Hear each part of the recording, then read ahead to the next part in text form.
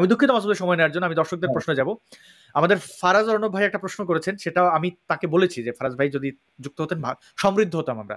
তো আমি যখন গণজাগরণ এই আন্দোলন গণ আন্দোলনের যুক্ত, আমার এক বন্ধু ছিল, নামটা বলছি না, চিটাগংয়ের, আমার খুব কাছের বন্ধু, কিন্তু সে জামাত শিবির করতো। কিন্তু তার সাথে আমার সম্পর্ক ভালো ছিল। সে আমাকে অপছন্দর একটাই কারণ যে আমি গণজাগরণের মানে শাহবাগী তাদের ভাষায়, এবং আর তার মধ্যে সব গুণ ভালো ছিল, শুধুমাত্র সে জামাত শিবির করে বলে সে কিছু ভুল করতো। তো আমাকে সে একটা সময় বললো, তুই আর যেতে পারবি না এই এই এই এই শাহবাগীদের, তুই কি নাস্তিক? আমি তাকে উঠে বললাম, ভাই আমি নাস্তিক। সে তো পুরো টাসকি খেয়ে গেল যে এতদিন তো তোরে আমি জানতাম তুই শাহবাগী, কিন্তু তুই ধার্মিক মানে মুসলিম, নাস্তিক এটা জানার পরে তো তার আমি বললাম, ভাই আমি তোর একটা কথা বলি, তুই যে জামাত শিবির পছন্দ কার জন্য করিস? একটা উত্তর দে। মোহাম্মদের জন্য? মোহাম্মদ বলে গেছে জামাত শিবিরের কথা? বলে না। তা কার জন্য? যে সাইদি সাহেবের জন্য। আমি বললাম যে আমি জানি তুই সাইদি সাহেবের জন্য করিস জামাত শিবির, এবং তোর চাবি আমার কাছে আছে। বলছে কি চাবি? আমি বললাম ওই ওই বাংলা লিক্সের ক্লিপগুলো, তারে আমি ইউটিউবের, তখন ইউটিউব এত জনপ্রিয় না, কিন্তু আমি জানতাম ইউটিউব সম্পর্কে, এবং এটা 2013 সালের কথা, এবং মোটামুটি জনপ্রিয়। তো আমি বললাম, ভাই তুই এই ক্লিপগুলো শোন, আমার দিকে থাকে, যদি তোর এই ক্লিপগুলো শোনার পরে তুই যদি বলিস আমি আর এই গণজাগরণ আন্দোলনে যাব না, তুই শুধু ক্লিপগুলো শুনবি, মন দিয়ে শুনবি, মস্তিষ্ক দিয়ে শুনবি। এই ক্লিপগুলো শোনার পরে ভাই পরের দিন এসে সে চোখ টোক লাল, সারা রাত ঘুমাইতে পারে নাই। যদিও আমি জানি না এখন সে নাস্তিক কিনা, কিন্তু আমাকে সে অনেক ধন্যবাদ দিচ্ছে আসাদ। এবং সে আমার সাথে পরবর্তীতে আমাদের চারাগির মোড়ে প্রেস ক্লাবে চট্টগ্রামের, সে আমার সাথে গেছে, অনেক দিন আমার সাথে গেছে, কিন্তু একটু মুখ টুক লুকিয়ে গেছে, যেহেতু সে জামাত শিবির জানে, ওখানে জামাত শিবিররা মনিটর করে। বাট ওই ক্লিপ, এক রাতের ক্লিপে সে এত প্রতারিত হয়েছে মাসুদ ভাই। আমার এই এত জানার প্রশ্ন যে আজহারের মতো একটা লোক, এবং আমাদের বাংলাদেশের মানুষজন কতটা বোকা হইলে পড়ে এই রকম একটা লোক রে, তার জনপ্রিয়তা, তার মানুষ যাওয়া নিয়ে, আমার ওইখানে তো সে আমার গেলেও আমার টাকা তো নিচ্ছে না, মানে মানুষের টাকা নিচ্ছে, পকেট কাটতেছে, আমার কি? তারে আমরা আমেরিকা থেকে বিতাড়িত করছি, আমরা তাকে ব্রিটেন থেকে, মানে ইউরোপ আমেরিকা কোথাও সে যেতে পারবে না, তার জীবনের বড় একটা দুঃখ, যেতে পারবে না, এগুলো থেকে বিতাড়িত করেছি। কেন? আমার মনে হচ্ছে যে সভ্য দেশে সে গেলে সভ্য দেশের মানুষের মধ্যে জঙ্গিবাদ ঢুকতে পারে, সে জঙ্গিবাদী কথাবার্তা বলেছে, ইহুদি বিদ্বেষী কথাবার্তা বলেছে। তো সেটা আমাদের জায়গা, এমন না যে তার ব্যাপারে ওয়াজ মাহফিল তার বন্ধ করে আমার পেটে লাথি দিতে হবে। দেশে যে যাইতে পারে না, তারা দেওয়া হয়েছে, এটা আমার পক্ষে না। সে দেশের, বাংলাদেশের মানুষ বাংলাদেশে থাকুক, ওই দেশে শাস্তি হোক। এই যে একটা দ্বিচারী মানুষকে তারা এত আইডল ভাবে, মাসুদ ভাই আমি মনে করি যে আপনি জীবনে একটা খুব ভালো ডিসিশন নিয়েছেন, ধর্ম ব্যবসা থেকে বের হয়ে যাওয়া, যেটা মানেন নাই, সততার সাথে বলেছেন, ইতিহাস আপনাদের মতো মানুষকে মনে রাখবে, কারণ আপনি স্যাক্রিফাইস করেছেন। আমি সাক্ষী, আমি আশা সাক্ষী দিচ্ছি। আমি জানি মাসুদ ভাই যে হুট করে ঘুম থেকে উঠে মনে হইলো যে মাসুদ ভাই ধর্ম ত্যাগ করবেন না, এই ধর্ম ত্যাগ করতে যেও উনি কি কি হারাইছেন আমরা পারিবারিক বিষয় না বলি, কিন্তু উনি সৎভাবে চেষ্টা করেছিলেন। যতটুকু আমি যতটুকু জানি, মাসুদ ভাইয়ের সাথে আমার এই স্ক্রিনের বাইরে দীর্ঘ একটা সময় পর্যন্ত সম্পর্ক ছিল। এমনকি এর মানে ওইটা না যে মাসুদ ভাই আমার কাছ থেকে আমার কোনো কথা শুনে নাস্তিক হয়েছেন, আমার সেই যোগ্যতাও নাই। মাসুদ ভাই বহু বছর ধরে নাস্তিক, কিন্তু তিনি সমাজের সাথে তাল মেলানোর চেষ্টা করেছেন নৈতিক জায়গায়। মানে নৈতিক জায়গা কি, আমি এটা মানি না, এটা আমাকে মোহাম্মদের বন্দনা করতে হবে, এটা তো কঠিন কাজ।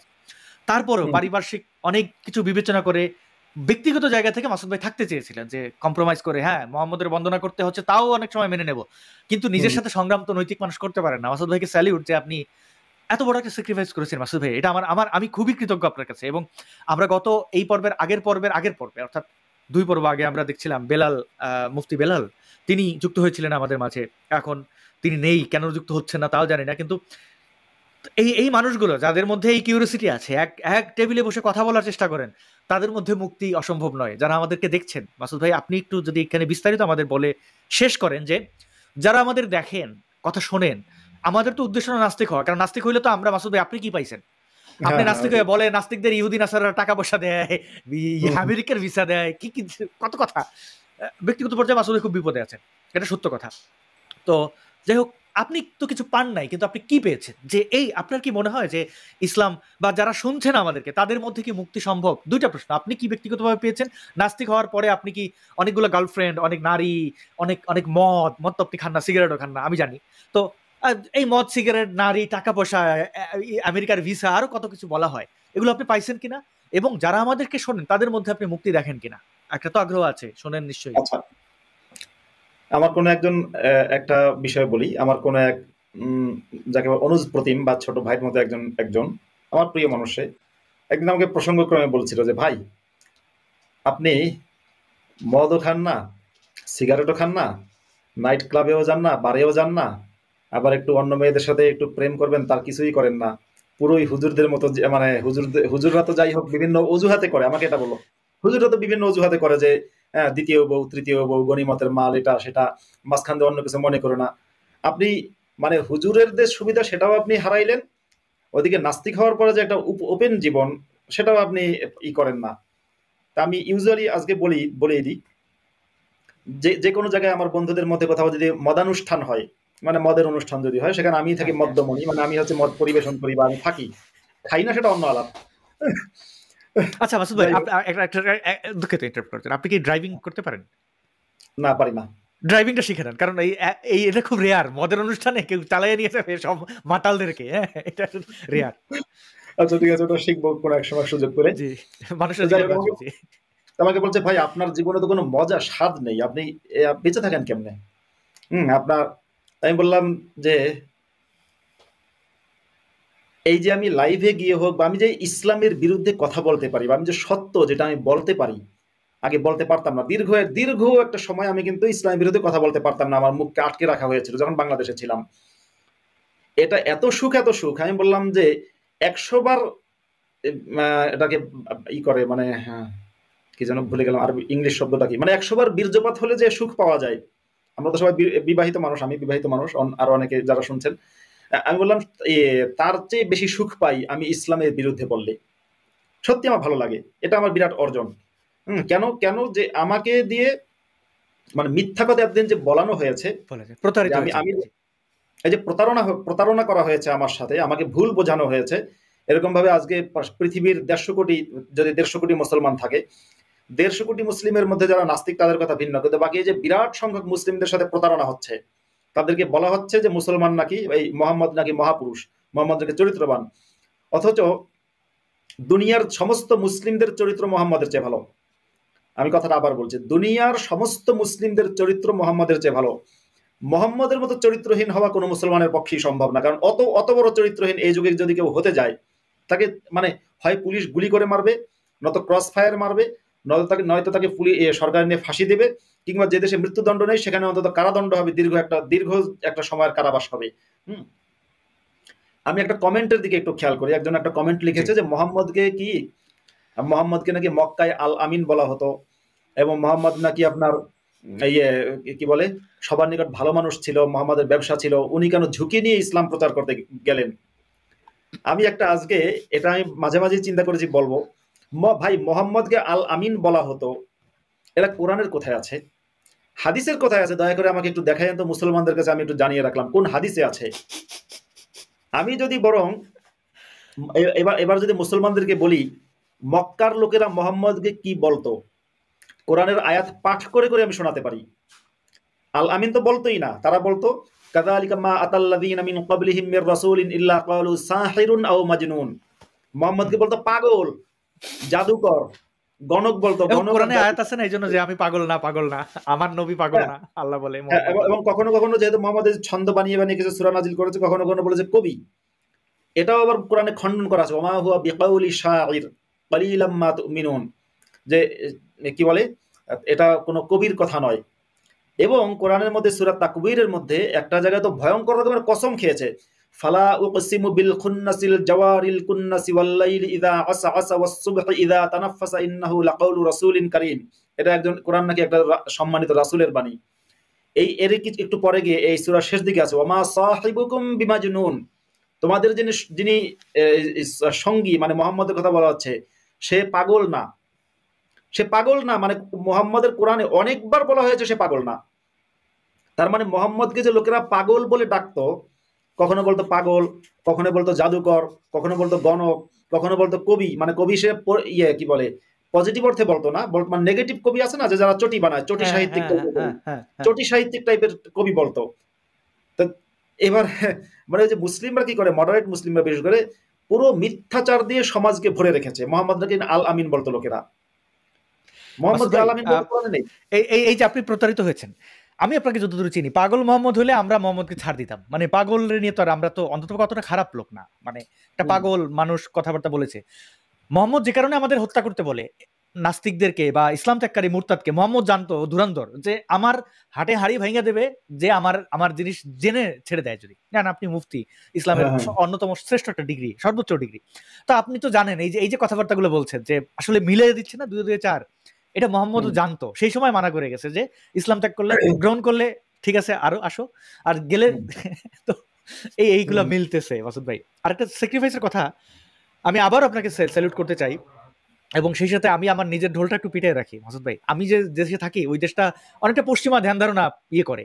তার মানে আজকে স্যাটারডে, এখন স্যাটারডেতে তো আমার তো আজকে তো মদ খাওয়ার দিন, মানে বাংলাদেশে এটা হয় বৃহস্পতিবার বলা হয়, বৃহস্পতিবারকে, মানে সরকারি আমলা বা যারা উচ্চপদস্থ এলিটরা তারা মদ খায় এই দিন, এক কনফার্ম মদও খায় আবার ওয়াজও শোনে।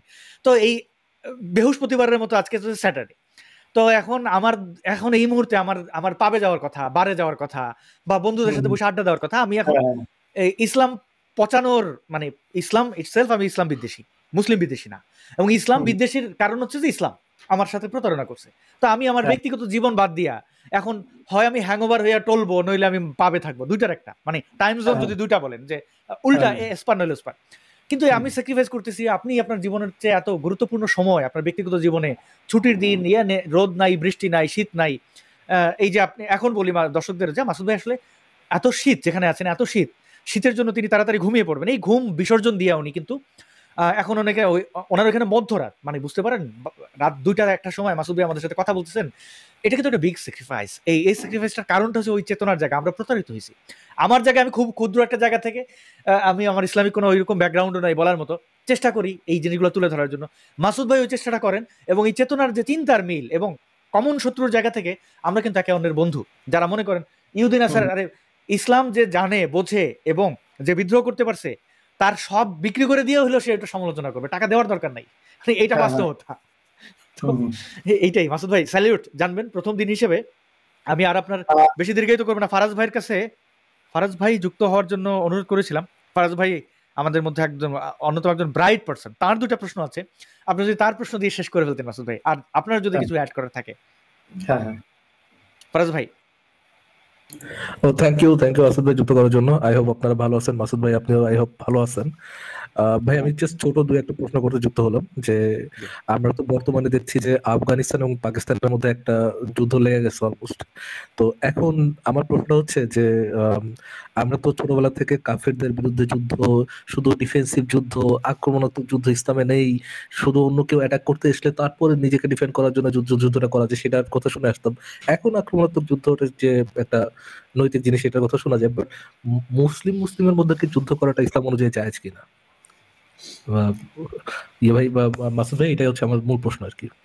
না, মুসলিমের সাথে মুসলিমের যুদ্ধ করা ইসলাম অনুযায়ী জায়েজ না, কারণ মুহাম্মাদের একটা হাদিসের অংশ আছে এরকম, সিবাবুল মুসলিমি ফুসুকুন ওয়া কিতালুহু কুফরুন, মুসলমানকে গালি দেওয়াটা হচ্ছে পাপাচার এবং মুসলমানের সাথে যুদ্ধ করাটা কুফরি।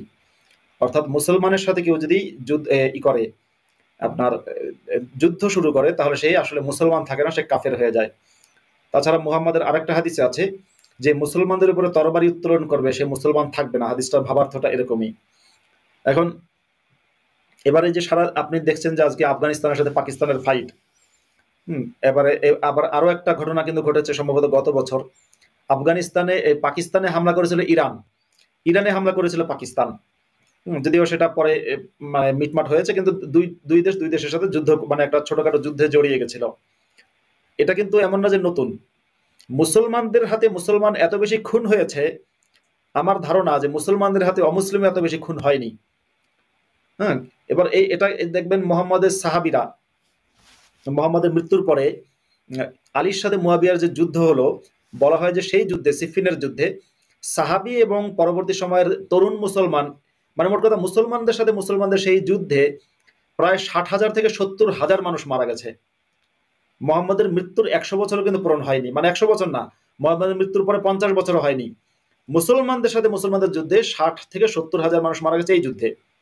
এরপরে আলীর সাথে আয়েশার যুদ্ধ হলো, সেখানেও প্রায় 1000 মানুষের মৃত্যু হয়েছে। তারও আগে পরে মুসলমানদের কাছে মুসলমানদের রক্ত ঝরেছে। মুহাম্মাদের নাতিপুতি, মুহাম্মাদের পুরো বংশকে হত্যা করলো কারা? মুসলমানরা। Yazid, Shimr, Ubaidullah bin Ziyad, এরা কারা? মুসলিম। তারা মুহাম্মাদের বংশের লোক, মুহাম্মাদের নাতিপুতিদেরকে হত্যা করে সে মাথা দিয়ে ফুটবল খেলেছে, মাথার মধ্যে লাথি মেরেছে। তো আজকেও দেখবেন আজকের দিন পর্যন্ত মুসলমানদের হাতে মুসলমানের খুন হয়, মুসলমানদের হাতে অমুসলিমদের খুন হওয়ার চেয়ে বেশি। তার মানে একটা কথা একটু আগে আসাদ নূর বলছিলেন যে আমরা ইসলাম বিদ্বেষী কিন্তু মুসলিম বিদ্বেষী না। সত্যি কথা হচ্ছে আমরা মুসলিমদের ভালোবাসি বলেই আমরা আচ্ছা, ইসলামের সমালোচনা করি। ভাই মাসুদ ভাই, তাহলে কি এই যে মুসলমান মুসলমান যে যুদ্ধ করা যায় না, এই যে দুজন কনফার্ম জান্নাতের কথা বলেন, একটা হচ্ছে আলী আর একটা হচ্ছে আয়েশা, দুজনই তো কনফার্ম জান্নাতি, রাইট? মোহাম্মদ দ্বারা সিলপ্রাপ্ত কনফার্ম জান্নাতি। হ্যাঁ, এই আপনার মুয়াবিয়াও তাই। হ্যাঁ, এই জিনিসটা কি মোহাম্মদের এই হাদিসটা কি এই দুজন কনফার্ম জান্নাতি ভুলে গিয়েছিলেন সম্পদের লোভে, না কি হয়েছিল, নাকি তারা অন্য কোনো ট্যাগ দেয়, ফর এক্সাম্পল মুনাফিক ট্যাগ দেয়, বা কোনোভাবে এটাকে জাস্টিফাই করে দুজন কনফার্ম জান্নাতি লেগে গেছিলেন একজন আরেকজনের বিরুদ্ধে? এখানে এখানে আসলে কি এটা যেহেতু এই এমন একটা ইতিহাস যেটা মুসলমানরা খুব বিব্রত হয়, এবং আমাদেরকে মাদ্রাসায় এই ইতিহাসটা পড়ানো হয়নি, শুধু হুজুররা ক্লাসে মৌখিকভাবে বলার পরে বলেছিলেন যে ইহুদিদের দোষটা সব ইহুদিদের। হ্যাঁ, আপনি দেখবেন এই যে বাংলাদেশে, ফারাজ ভাই আপনি নিশ্চয়ই জানেন, এই যে বাংলাদেশে মুসলমান শেখ হাসিনা বাংলাদেশের ছাত্রদের উপরে গুলি চালিয়েছে বলা হয়, এবং মুসলমান যারা প্রতিপক্ষ মানে ইউনুস পক্ষ বলেন বা জামাত শিবির বিএনপি যাই হোক, এই যে মুসলমানদের সাথে মুসলমানদের ফাইট, এবার মুসলমান শেখ হাসিনা বাংলাদেশ ত্যাগ করে অন্য দেশে গেছে, এখন বলা হচ্ছে কি যে সব করিয়েছে ভারত, ভারতের সব দোষ। হ্যাঁ, বিডিআর হত্যাকাণ্ড ভারত করিয়েছে। সাতপন্থী যে ইহুদিরা চালায়, এটাও তো আমরা শুনেছিলাম, তাই না বাসুদ ভাই? হ্যাঁ, আর সাতপন্থীরা ইহুদিদের দালাল, ভারতের দালাল, আর ওদিকে আবার সাতপন্থীরা বলে জুবাইরপন্থীরা ইহুদিদের দালাল। এবং দুই ইসলামের তো পক্ষই, এবং মুসলিমরা তাদের সাথে, দুই পক্ষই মুসলিমরা তাদের সাথে যখন বলে যে সাতপন্থীরা ইহুদিদের দালাল, মুসলিমরা ঠিক, যাবার জুবাইরপন্থী ইহুদিদের দালাল, মুসলিমরা ঠিক, চিল্লায় বলেন ঠিক কিনা, ঠিক, সব একসাথে, মানে কোনো ডাউট নেই কারোর মধ্যে, সব সে নিজে বাদে বাকি সবাই যে ইহুদির দালাল এই সম্পর্কে কারো মানে ইয়া দেয়। বাট ঠিক আছে, কিন্তু তারপরে মাসুদ ভাই আপনি আপনি কনফার্ম জান্নাতি যে দুজন ছিলেন, আয়েশা এবং আলী। ইয়া আলী, এরা দুজন কি তারা বুঝতে পারে না যে তারা কনফার্ম জান্নাতি, বা তাদের ভিতরে যে ইহুদিরা ঢুকে তাদের দুই জান্নাতির মধ্যে ফাইট শুরু করে দিচ্ছে, জান্নাতি ভার্সেস জান্নাতি?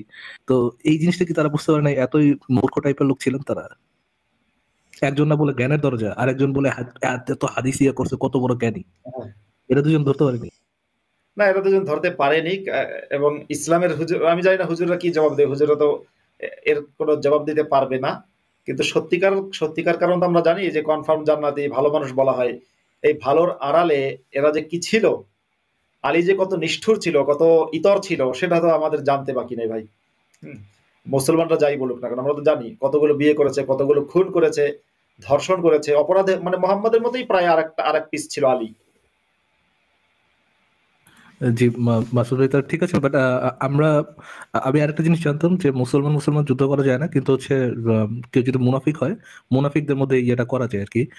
কেউ যদি মুনাফিক হয়, মুসলমান মুনাফিকদের সাথে যুদ্ধ করতে পারে। তো আফগানিস্তান এবং পাকিস্তান এরা কি একজন আরেকজনকে মুনাফিক ট্যাগ দিয়েছে, নাকি স্বার্থের জন্য নবীর হাদিসকে কবরে পুঁতে দিয়ে তারপরে তাদের যেটা দরকার হাসিল করা দরকার সেই সেই জিনিসটা চালাচ্ছে? এই বিষয়ে কি আপনি কিছু জানেন মাসুদ? এখন আফগানিস্তান পাকিস্তানকে মোনাফিক ট্যাগ দিয়েছে কিনা আনুষ্ঠানিকভাবে সেটা আমি জানি না, পেপারে পাইনি। আর পাকিস্তানও আফগানিস্তানকে মোনাফিক ট্যাগ দিয়েছে কিনা জানি না, পেপারে পাইনি, হয়তো দিয়েছে। কারণ মোনাফিক ট্যাগ না দিলে ইসলামের একটা নিয়ম আছে, ট্যাগ না দেওয়া পর্যন্ত আপনি শাস্তি কার্যকর করতে পারবেন না। ধরুন আপনি ভালো পয়েন্ট আমার মনে পড়েছে। ধরুন আপনি কোনো মুসলমানের শিরচ্ছেদ করবেন, ধরুন ইসলামী সাম্রাজ্য বা ইসলামী খেলাফত ব্যবস্থা প্রতিষ্ঠিত হয়েছে, আপনি যখন কারো শিরচ্ছেদ করবেন বা শাস্তি দেবেন তখন তাকে একটা ট্যাগ দিতে হবে, যেমন তাকে ট্যাগ দেবেন মুরতাদ। মুরতাদ না হওয়া পর্যন্ত তো আপনি তার শিরচ্ছেদ করতে পারবেন না। তারপরে হচ্ছে তাকে আপনি বলতে পারেন যে আল মুহসানুজ জানি, যে সে হয়তো বিবাহিত পুরুষ এবং জিনা করেছে, তাই আপনি তাকে মানে করতে পারেন রজম করে পাথর। সহজ ভাষায় বললে 501 ট্যাগ দেওয়া আর কি। হ্যাঁ, হ্যাঁ, তার মানে হ্যাঁ 501 ভালো বলেছেন, মানে 501-এর কাজ করেছে, মহসানুজ জানি, বিবাহিত হওয়ার পরে জিনা করেছে, ব্যভিচার করেছে, সুতরাং তাকে আপনি হত্যা করতে পারেন। আরেকটা হচ্ছে আর নাফসু বিন নাফসি, আপনি হত্যাকারী, ঘাতক, তাই আপনার শিরচ্ছেদ করা হতে পারে। এরকম ভাবে আপনাকে যখন কোনো শাস্তি দেওয়া হবে তখন কিন্তু একটা ট্যাগ দিতে হবে। ঠিক একইভাবে যতক্ষণ পর্যন্ত আপনি মুসলমান থাকেন, ইসলামী শরিয়া আইন বলে, ততক্ষণ পর্যন্ত আপনার বিরুদ্ধে যুদ্ধ করা জায়েজ নেই। কিন্তু যদি আপনি মুসলমান, ধরুন শাসক যদি ইসলাম ত্যাগ করে, তখন সেই শাসকের বিরুদ্ধে মুসলমানদের জন্য যুদ্ধ করা কিন্তু অত্যাবশ্যক হয়ে যায়, ফরজ বা ওয়াজিব হয়ে যায়। এখন আফগানিস্তানের তালেবান যখন পাকিস্তানের সেনাদের উপর হামলা করেছে, তখন তাদেরকে মুসলমান মনে করলে সেই হামলাটা কিন্তু জায়েজ হয় না, অমুসলিম মনে করেছে, সেজন্যই হামলাটা তারা করেছে। একইভাবে পাকিস্তান যখন আফগানিস্তানে বিমান হামলা চালিয়েছে, তখনও কিন্তু আফগানিস্তানের সরকারকে বা যাদের উপর হামলা চালিয়েছে তাদেরকে অমুসলিম মনে করেই হামলাটা করেছে। ইসলামের মূলনীতি হচ্ছে এই, মুসলমান আপনি কাউকে মনে করছেন, সেই অবস্থায় আপনি কোনোভাবেই তার উপরে হামলা করতে পারেন না বা তার উপরে অস্ত্র ধরতে পারেন না। নিশ্চয় আলী এবং নিশ্চয়ই ফাতেমা দুজন জান্নাতি, অফকোর্স। একই সাথে করা যাবে না। আয়েশা, সরি, হ্যাঁ, নিশ্চয় আলী এবং নিশ্চয় আয়েশা দুজনে জান্নাতি। তারা আরেকটা জিনিস, নবী তফসির পেয়ে গেছে। ফারাজ ভাই, আরেকটা জিনিস আমি আপনাকে একটু মনে করিয়ে দিই বা বলি, যে ইসলামের তৃতীয় খলিফা ওসমানকেও হত্যা করা হয়েছে, আপনি জানেন ওসমানকে হত্যা করেছিল মুসলমানরা। এবার ওসমানকে যে মুসলমানরা হত্যা করেছিল, ইতিহাস থেকে জানা যায় তারা কিন্তু ওসমানকে কাফের বলে তারপরে হত্যা করেছে। শুধু তাই না, আয়েশা তখন একটা ফতোয়া দিয়েছিলেন, আয়েশার হুবহু মুখের কথা হচ্ছে এটা, উকতুলু নাসালান ফাকাদ কাফারা।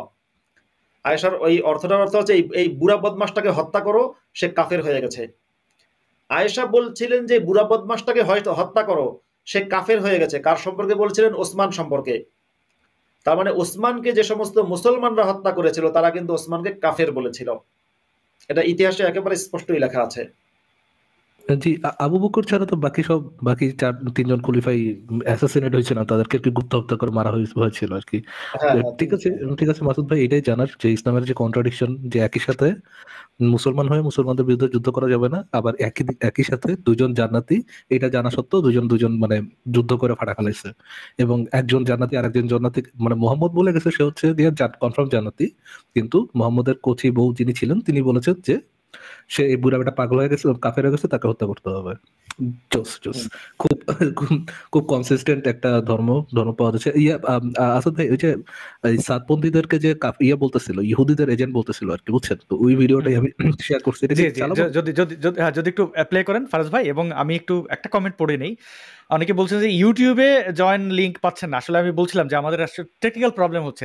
ফারাজ ভাই বোধহয় অনেক সংগ্রাম করে ঢুকেছেন, জয়েন লিঙ্ক দিলেও ঢুকতে পারবেন না, একটু ঝামেলা আজকে আছে। আর ফারাজ ভাইয়ের ব্যাপারে আমি একটু বলতে চাই যে ফারাজ ভাই যে এত চমৎকার প্রশ্ন করেন, আমি যদি এত ভালো প্রশ্ন করতে পারতাম, মানে আমি কিন্তু খুবই অ্যাপ্রিশিয়েট করি।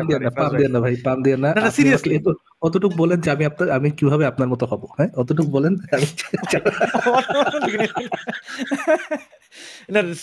সিরিয়াসলি আমি কিন্তু খুব, মানে এই যে আমি নিশ্চয়ই মোহাম্মদ বেঁচে থাকলে তিনি ওই কথা বলতে যে এই বদনাস্তিক খারাপ, কিন্তু এত খারাপ হওয়া যাবে না, মানে ফারাজ অর্ণবের মতো এত বদনাস্তিক হওয়া যাবে না, এত মানে একদম চাচা ছেলা প্রশ্ন এগুলো করা যাবে না।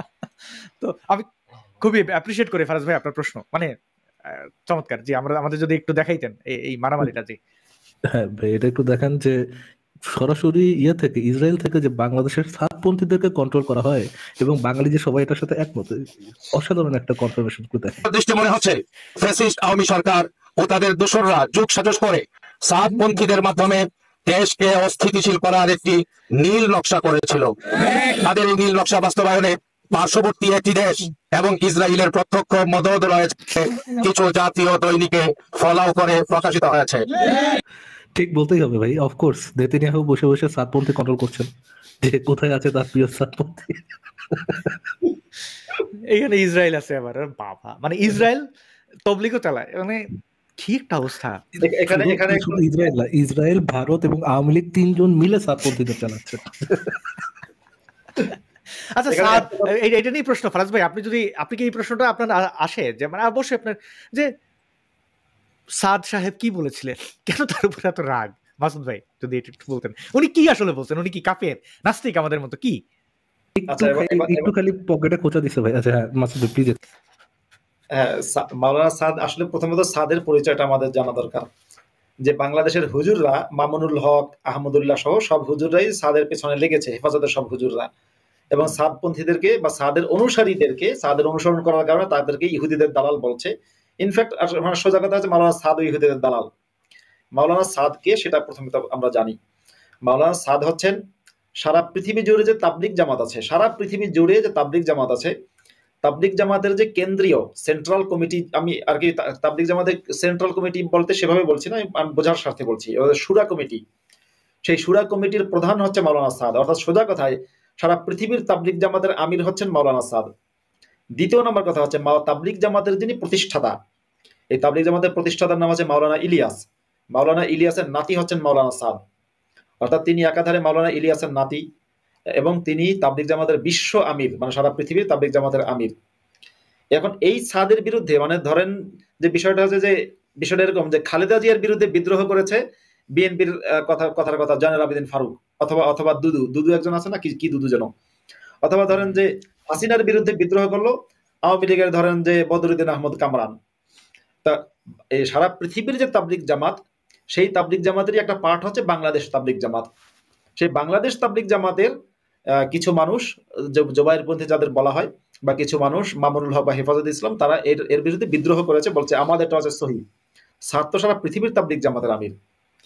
এখন সাদের বিরুদ্ধে তারা খেপা যে কারণে, সাদ হচ্ছে একটা ফতোয়া দিয়েছিলেন যে ফতোয়াটা ইসলামের আলোকে সঠিক, কিন্তু টানটা পড়েছে পকেটে। আপনি যতই ভাই ইসলাম বলেন না যাই বলেন, আসল কথা হচ্ছে মোল্লার কাছে দুটো জিনিস গুরুত্বপূর্ণ। আর মোল্লাদেরকে তো মাদ্রাসায় আমি বলি সেনাবাহিনী, ক্যান্টনমেন্টে তৈরি করা হয় সেনাবাহিনী, আর মাদ্রাসায় থাকে হচ্ছে সেনাবাহিনী। তো সেনাবাহিনীর কাছে দুটো জিনিস খুব গুরুত্বপূর্ণ, একটা হচ্ছে তাদের মানে সোনাকে ব্যবহার করা, আর একটা হচ্ছে মানে টাকা পয়সা। এই দুটো জিনিস খুবই গুরুত্বপূর্ণ। মাওলানা সাদ বলেছিলেন, নবীরি যেখানে 30 হর্স পাওয়ার, সেখানে তো কিছু না কিছু ব্যবহার করাই লাগবে। ভাই হ্যাঁ ঠিকই বলেছেন। মাওলানা সাদ বলেছেন যে ইসলাম প্রচার করে, মসজিদে ইমামতি করে কিংবা মাদ্রাসায় শিক্ষকতা করে কিংবা ওয়াজ মাহফিল করে টাকা নেওয়া জায়েজ নেই। যারা ইমামতি করে টাকা নেয় তাদের এটা হচ্ছে মাওলানা সাদের ভাষ্য মতে বেশ্যার যে ইনকাম, আমি বেশ্যা বলি না কখনো, কিন্তু ওনার ভাষ্য মতে বেশ্যার যে ইনকাম তার চেয়েও খারাপ এটা। এতে করে এটা কিন্তু সহিহ ফতোয়া, কারণ কোরআনের মধ্যে আছে ওয়ালা তাশতারু, অনেক জায়গায় আছে ওয়ালা তাশতারু বিআয়াতি সামানান কালিলা, যে আমার যে কোরআনের আয়াত আছে, আয়াতকে বিক্রি করে তোমরা অর্থ নিও না, দিন প্রচার করে অর্থ নিও না। ইত্তাবিউ মাল্লা ইয়াসআলুকুম আজরান ওয়া হুম মুহতাদুন। তারপরে ওয়া কওমিলা আসআলুকুম আলাইহি মালা ইন আজরিয়া ইল্লা আলাল্লাহি, আমি তো আল্লাহর কাছ থেকে পুরস্কার নেব, ধর্ম প্রচারের কোনো পুরস্কার, কোনো টাকা পয়সা তোমাদের কাছে চাই না। এর কোরআনে অনেক অনেক জায়গা আছে।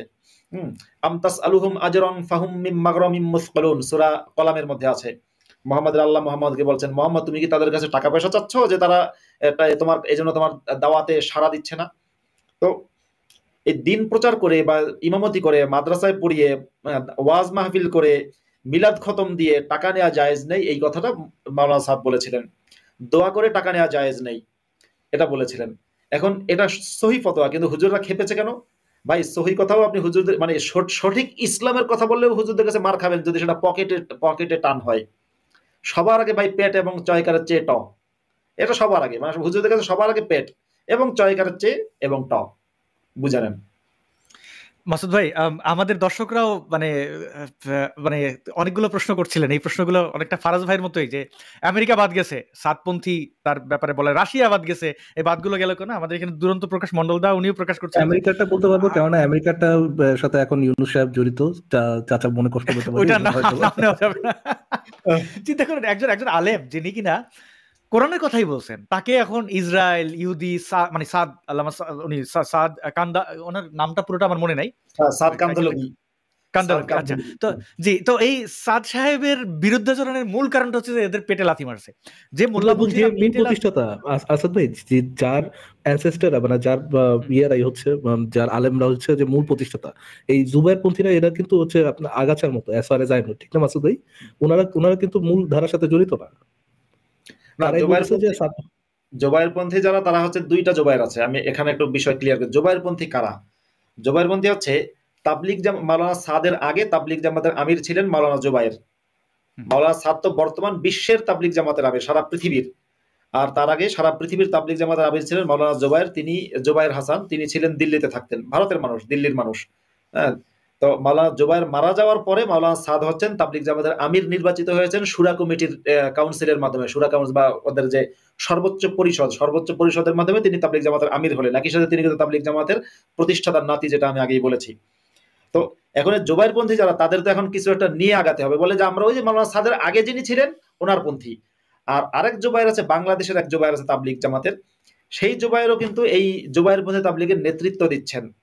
এবার দুই জোবায়ের, মানে একটা হচ্ছে মৃত জোবায়ের, তাকে নিয়ে যে আমরা ওনার, মানে বিষয়টা এরকম যে আপনি কেউ যদি বলে আমি হচ্ছি হাসিনার বিরুদ্ধে কিন্তু শেখ মুজিবের পক্ষে, যে আমি মুজিবপন্থী, হাসিনাপন্থী না।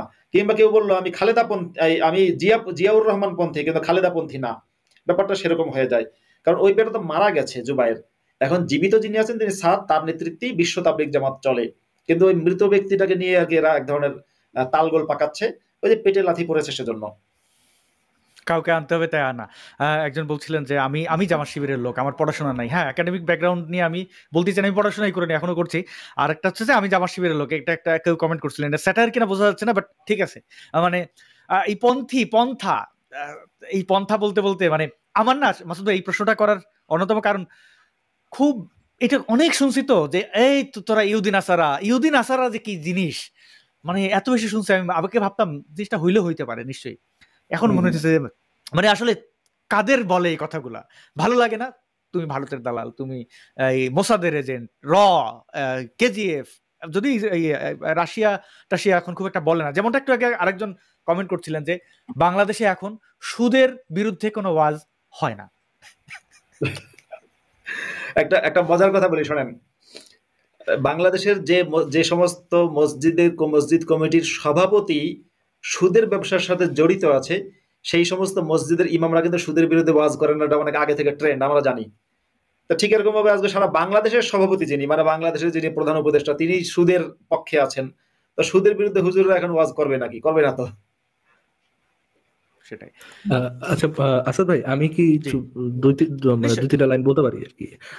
আমি গত একটা লাইভ দেখেছিলাম আপনাদের, আপনি ছিলেন, মাসুদ ভাই ছিলেন এবং তসলিমা আপু ছিলেন আপনাদের সাথে।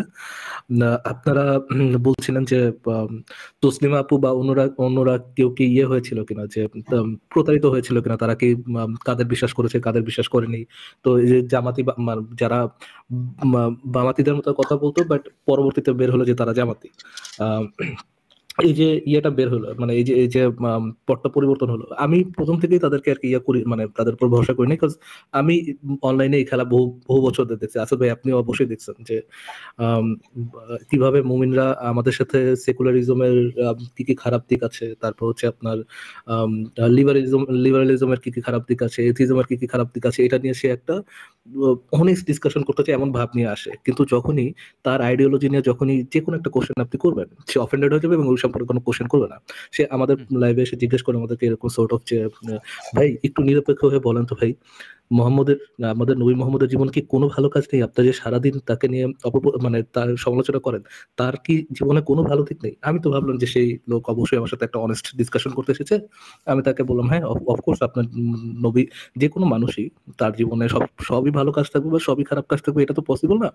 কিছু কিছু ভালো কাজ অফকোর্স সবার মধ্যেই থাকবে, কিছু এবং খারাপ কাজ সবার মধ্যে থাকবে, দুইটার সংমিশ্রণে মানুষ। সে আমাকে ধন্যবাদ দিল, আমি তাকে পাল্টা একটা কোশ্চেন করলাম। সে আমাকে অন্য প্রশ্ন নিয়ে যেতে যাচ্ছিল, বাট আমি তাকে থামায় একটা প্রশ্ন করলাম, আচ্ছা ভাই এখন আপনি তো বিশ্বাসী, আপনি বলেন তো ভাই আপনার নবীর মধ্যে কি কোনো খারাপ কাজ ছিল, নবীর মধ্যে কোনো খারাপ গুণাবলী ছিল? এক কথায় না। সে আমার কাছ থেকে এক্সপেক্ট করতেছে যেন আমি তাকে অনেস্টির সাথে অ্যান্সার করি, বাট সে একই কার্টেসিটা রাখবে না। তো এই ধরনের জাস্ট একটা ধোয়া নিয়ে আসা আর কি, একটা মুখোশ পরে আসা যে সে একটা নিরপেক্ষ লোক, তার মধ্যে কোনো বায়াসনেস নাই, এরকম চেহারা নিয়ে এসে তাদের চলচাতুরিতে অনেক দিন ধরেই দেখছি আমি। তো এই জন্য ছাত্রদের ওই ইয়েটার মধ্যে আমি তেমন একটা ভরসা করি নাই। আমি প্রথম থেকেই তাদের কথা শুনে আমার সোর্ট অফ এরকমই লাগছিল। আমি কি একটা ছবি শেয়ার করতে পারবো? নিশ্চয়ই। একটা মিম ছবি, আমি জানি না এটা আপনার লাইভের জন্য অ্যাপ্রোপ্রিয়েট হবে কিনা, আপনি দেখে তারপরে শেয়ার করেন। সোর্ট অফ আমার কাছে জামাতির যে বেজাতীয় অংশ, এরকম আমার কাছে এরকম লাগে। সো আমি এদেরকে এরকম ভরসা একেবারে প্রথম থেকে করতে পারি না। তো এই ছিল বাট ঠিক আছে। তো তসলিমা আপু ভরসা করেছিলেন এবং অনেকেই ভরসা করেছিলেন। পরবর্তীতে দেখেন যেটা করছে হাসিনার যে খারাপ কাজগুলো করে গেছে, এটার জন্য সে আমাদের থেকে তো অফকোর্স সে কোনো পাবে না, আমাদের থেকে অফকোর্স সে কোনো সমর্থন পাবে না, কারণ আমাদেরকেও সে ইউজ করছে এবং আমাদেরকেও কোনো নিরাপত্তা সে জীবনে দিতে পারে নাই। তো হাসিনার পতন it's a very good thing, but এটার অল্টারনেট কিন্তু ভালো না। এটার অল্টারনেটও ভালো না, হাসিনা যেমন ভালো না ওইটাও ভালো না, দুইটার একটা ভালো না। ইভেন যেটা নতুন আসতেছে which is even worse, that's it. দুইটাই খারাপ, যেটা আসছে সেটা আরো বহু ভয়ঙ্করভাবে বেশি খারাপ। হ্যাঁ, অনেক ধন্যবাদ ফারাজ ভাই। মাসুদ ভাইয়ের অনেক ঠান্ডা লাগছে, লাগারই কথা, অনেক শীত। আমরা আর দীর্ঘায়িত না করি, মাসুদ ভাই শুরুতেই বলছিলেন যে খুব একটা বেশিক্ষণ উনি থাকতে পারবেন না। আমি দুঃখিত মাসুদ ভাই, অনেক দীর্ঘায়িত করার জন্য 1.5 ঘন্টা। দর্শক বন্ধুরা এখনো চাইছেন, প্রায় এই মুহূর্তে স্ট্রিমে দেখা যাচ্ছে 5,000-এর মতো মানুষ আমাদের দেখছেন ফেসবুক এবং ইউটিউব মিলিয়ে। আমরাও চাই অনেকক্ষণ আপনাদের মধ্যে থাকতে, কিন্তু থাকার তো চাইলে মানে অনেক সীমাবদ্ধতা থাকে। তারও অনেক বিশেষ করে ফারাজ ভাইকে খুবই ধন্যবাদ জানাই। ফারাজ ভাইকে অনুরোধ করো সাথে সাথে যে পরের সপ্তাহে আপনি আমাদের মাঝে থাকেন। আমরা সেই মুফতি বিলাল সাহেবকে পরের সপ্তাহে, আমরা আজকে সারাদিন মানে এই শোতে অপেক্ষা করেছি যে তিনি আসবেন, মানে সারাক্ষণ এই সময়টুকু তাকে আমরা পাইনি। আর একটা টেকনিক্যাল প্রবলেমও আছে যে আমরা লিংক দিলে কাজ করছে না, এটা আমরা লাইভের আগেও টেস্ট করে নিয়েছি। তো যাই হোক, বেলাল ভাইকে ইমেল করতে বলেছিলাম, তিনি তাও করেন নাই, যোগাযোগ করেন নাই। বেলাল ভাই যোগাযোগ করবেন সেই আশা রাখি। পরের পর্বে অর্থাৎ সামনে শনিবারে আমরা নিশ্চয়ই তাকে পাবো। আপনাদের মুফতি আব্দুল আল মাসুদ ভাই, আপনাকে কৃতজ্ঞতা জানিয়ে ধন্যবাদ জানিয়ে শেষ করি। ফারাজ অর্ণব ভাই, আপনি যুক্ত হয়েছেন, কৃতজ্ঞতা এবং ধন্যবাদ জানবেন। থ্যাংক ইউ ভাই যুক্ত করার জন্য, আসাদ ভাই থ্যাংক ইউ যুক্ত করার জন্য। বাট আপনি কিন্তু আমার প্রশ্নটা উত্তর দেন, আমি সেকেন্ড টাইম করতেছি। How to be like Asad Noor, আপনি যদি একটু সংক্ষেপে ভাই ওই লাইভের এটা টাইটেল না, এটা একটা খুব দুঃখজনক বিষয়। আমি দর্শকদের জন্য একটু জাস্ট বলার জন্য বললাম, you don't have to give the context, আপনি বুঝলেই হবে। না দর্শকরা ভাববেন তারা বঞ্চিত কেন হবে, যে কোনো একটা শোতে আমাকে এই প্রশ্ন করা হয়েছিল। তো আমি এটা খুব বিনয়ের সাথেই বলি যে আমাদের আসলে অনেক দূর যেতে হবে। আমরা যা কিছু করি এখন, এটা আমার কাছে মনে হয় না যে এটা অনুসরণ বা অনুকরণযোগ্য কোনো কিছুই না। আপনারা পারেন যদি কেউ আমাদের সাথে সাহায্য করতে পারেন, যেমন আমাদের ইশতেহারের ওই চ্যানেলটাতে কেউ এখন সাবটাইটেল করে দিচ্ছেন। যদি ভালো ভিডিও এডিট করতে পারেন, আমরা পারিশ্রমিক দিতে পারবো না, কারণ আমরাও নিজের খেয়ে বনের মহিষ তাড়াচ্ছি। যদি কেউ ভালো ভিডিও এডিট করতে পারেন, আমাদের অনুরোধ থাকবে যে আমাদের সাথে যুক্ত হন, আমাদের ইশতেহারের ওই প্রজেক্টে কিছু জিনিস এডিট করে দেন। আমার চ্যানেলের যেগুলো, এগুলো তো আসলে ওই ধরতে তক্তা মার পেরেকের মতো, মানে এখানে নতুনত্ব আলাদা কিছু দরকার। আমি একেবারে নিরপেক্ষ পজিশন থেকে বলবো, ইশতেহারের কাজগুলা 2টা ভিডিও দেখেছি আপনার, খুবই অসাধারণ ছিল। জি মাসুদ ভাই। আচ্ছা, একটা কমেন্ট আমি একটু জি প্লিজ না পড়ে পারছি না। তোমার প্রিয় নামে একজন একটা আইডি থেকে কমেন্ট করেছে, আমি মাদ্রাসার ছাত্র, আমি ইসলাম ত্যাগ করেছি কিন্তু পারিবারিক কারণে প্রকাশ করতে পারছি না। আচ্ছা দাঁড়ান, কই গেল? পারিবারিক কারণে প্রকাশ করতে পারছি না। আচ্ছা আচ্ছা, এরকম কমেন্ট আমিও দেখেছিলাম, কিন্তু আমি সামনে আনিনি অন্য একটা কারণে। আমি বলবো যে যদি এরকম কেউ হন, আপনাদের অভিজ্ঞতা আমাদের শেয়ার করতে পারেন। শেয়ার করার জন্য ইমেল অ্যাড্রেস দেওয়া আছে মুফতি আব্দুল আল মাসুদ ভাইয়ের, এবং আমার ইমেল অ্যাড্রেস দেওয়া আছে। অনুরোধ থাকবে ইমেলের সাবজেক্টে আপনারা লিখবেন কি বিষয়ে কথা বলতে চান, সংক্ষেপে যতটুকু পারা যায়, কারণ আমাদের ইমেলগুলো পড়তে হয়, আবার এই অ্যাক্টিভিজমও করতে হয়। সুতরাং ওই জিনিসটা খুব দরকার না হলে, মানে ভাই কেমন আছেন, কি খাইছেন, এটার জন্য আপনারা একটু। আচ্ছা, আমি যিনি মাদ্রাসার ছাত্র কমেন্ট করেছেন সম্ভবত বিপদে আছেন। আমি বলবো যে এই যে ইমেল আইডি দেওয়া হয়েছে, ইমেইলে একটু যোগাযোগ করবেন। আর যোগাযোগ যখন করবেন, মাদ্রাসার ছাত্ররা কেউ, মানে মাদ্রাসার ছাত্র কিংবা মসজিদের ইমাম কিংবা মাদ্রাসার শিক্ষক, এই টাইপের এরকম তো অনেক এক্স মুসলিম আছেন, তাদেরকে আমি বলবো যখন আমাদের কাছে কোনো মেসেজ করবেন, সেটা মেসেঞ্জারে হোক, হোয়াটসঅ্যাপে হোক কিংবা ইমেইলে হোক, সেখানে জাস্ট উপরে একটা শিরোনাম দেবেন, আমি মাদ্রাসার ছাত্র কিংবা আমি মসজিদের ইমাম কিংবা আমি মাদ্রাসার শিক্ষক, যাতে করে প্রথমেই আমার চোখটা আমার কাছে পাঠান কিংবা আসাদ নূরের কাছে পাঠান, প্রথমেই যেন আমাদের চোখটা আপনার ওই যে লেখাটা যে আপনি মাদ্রাসার কেউ এর উপরে পড়ে। বিশ্বাস করেন, যদি আমার কাছে এরকম মেসেজ আসে, আমি যদি দেখি মাদ্রাসার কেউ, অবশ্যই আমি সেই মেসেজের রিপ্লাই দিই খুব দ্রুততম সময়ের মধ্যে। কারণ এরা মাদ্রাসার যারা আছে, তারা ইসলাম ত্যাগ করার পরে তারা সবচেয়ে বেশি ভালনারেবল কন্ডিশনে থাকে, আমি জানি, কারণ আমি সেই এক্সপিরিয়েন্স বা সেই জায়গা থেকে আমি উঠে এসেছি, আমি জানি। ধন্যবাদ সবাইকে। এবং আমি ফারাজ ভাইকে একটু বিশেষ করে ধন্যবাদ দিতে চাই, আপনি আমার সহযোদ্ধা, এবং আপনি যখন আপনার এই যে প্রশংসা, এটা আমাকে খুব বেশি আরো উৎসাহ দিল আর কি। হ্যাঁ, আমি তো ভয় থাকি যে ভুলটুল হইলো কিনা। হ্যাঁ, তো ইশতেহারের ব্যাপারটা আমি একটু দর্শকদের একটু, প্রেজেন্টেশন, স্ক্রিপ্ট, এডিটিং সবই ফার্স্ট ক্লাস, খুবই ভালো হয়েছে। তাহলে তো একটু দর্শকদের একটু শেয়ার করি ফারাজ ভাইয়ের কল্যাণী আর কি, মানে একটু নিজের মাঝখান দিয়ে চামে একটু বিজ্ঞাপনটা করে নেই। মানে এই যে ইশতেহার আপনারা দেখতে পাচ্ছেন, ইশতেহার এই চ্যানেলটা আপনারা সাবস্ক্রাইব করতে পারেন। এবং এখানে কিছু জিনিস স্পষ্ট করা ভালো যে উপস্থাপনায় আমি থাকি, কিন্তু স্ক্রিপ্ট আমি লিখি না, এডিটও আমি করি না। এবং আমাদের যাদেরকে শাহবাগী গোসল কর বলে অপমান করা হয়, তাদের মধ্যে তুখোর কিছু মানুষের সমন্বয়ে, আসলে ওই যে সমন্বয়ক শব্দটা এখন খুব জনপ্রিয়, তো আসলে সমন্বয় কাকে বলে, এটা আপনার ইশতেহার দেখলে হয়তো কিছুটা বুঝতে পারবেন যে উদ্দেশ্য সৎ থাকলে সমন্বয় এইভাবে হইতে পারে। আমরা বেটার কিছু করতেছি, খুব বেস্ট অসাধারণ এইরকম কিছু দাবি করবো না, তবে আপনারা এই চ্যানেলটি সাবস্ক্রাইব করতে পারেন এবং আপনার ইশতেহারের ভিডিওগুলো দেখতে পারেন, দেখে বুঝতে পারেন যে আমরা আসলে কি করতে চাই, আমাদের উদ্দেশ্য কি। ইসলাম পচানো বা ওই মোহাম্মদ যে একটা খুব বদলোক তার তুলনা করতে হবে, ওই জিনিসটার বাইরে যায়। ধরেন আপনি আমি আমাদের মাঝখানে কাউকে বসানো যায় কিনা, নাস্তিকরা একই সাথে নিরপেক্ষ হইতে পারে কিনা। অনেকে বলেন যে নাস্তিকরা তো বায়াসড, ধার্মিকরা বায়াসড হন ওই কারণেই বলেন নাস্তিকদের ব্যাপারে। তো আমাদের আসলে খুব ক্ষুদ্র জায়গা থেকে চেষ্টা, আপনাদের শক্তির প্রয়োজন, অর্থাৎ ওই যারা যদি একটু ভালো এডিট করতে পারেন, প্রফেশনাল, আবার এটা তো বলতে লজ্জা পাই যে প্রফেশনাল, আপনাকে এই প্রফেশনাল ভাবে ডিল করতে পারবেন, আপনার মূল সময় থেকে যদি কোনো কিছু সময় আমাদের মধ্যে কন্ট্রিবিউট করতে পারেন, মানে আমাদের এই সমাজের সেবার কারণেই আর কি, এটা আমরা মনে করি, একটু করবেন, সাথে থাকবেন। এবং ফারাজ ভাইকে ব্যক্তিগতভাবে যে আপনি আমাদেরকে কিছু আইডিয়াস শেয়ার করেন, মাসুদ ভাইয়ের কিছু কাজ ইশতেহারে থাকবে আশা করি, মানে যেই ঐতিহাসিক দলিলগুলো প্রমাণাদির ব্যাপারে, এবং ব্যক্তিগতভাবে মাসুদ ভাই অনেক সাহায্য করছেন আমাদেরকে, এই জন্য ধন্যবাদ মাসুদ ভাই এবং ফারাজ ভাইকে, এবং অগ্রিম সাহায্য চেয়ে রাখলাম আর কি। ধন্যবাদ। ইনশাল্লাহ ভাই, ইনশাল্লাহ।